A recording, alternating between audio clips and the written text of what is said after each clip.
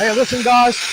Just because you get a low price doesn't mean that they're going to clean your roof the right way. If you call under pressure power wash, we might be a couple dollars more or the same price, but we do your roof the right way without any damage. So is it better to jeopardize the most important part of your home for a couple extra dollars of savings? No. That's you don't want to do that. You don't want to sacrifice the biggest investment in your home, the roof, on somebody that wants to just get up there and do whatever they think. There's something they learned on YouTube. Okay? There's a very special way to clean these things. All right? If you got too much chemical, you burn it up and it'll come undone.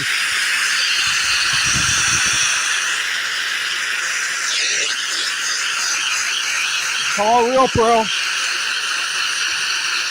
We clean the roof the right way, and we are able to maintain your roof's warranty because we do it, the cleaning, the right way that's suggested by the manufacturer.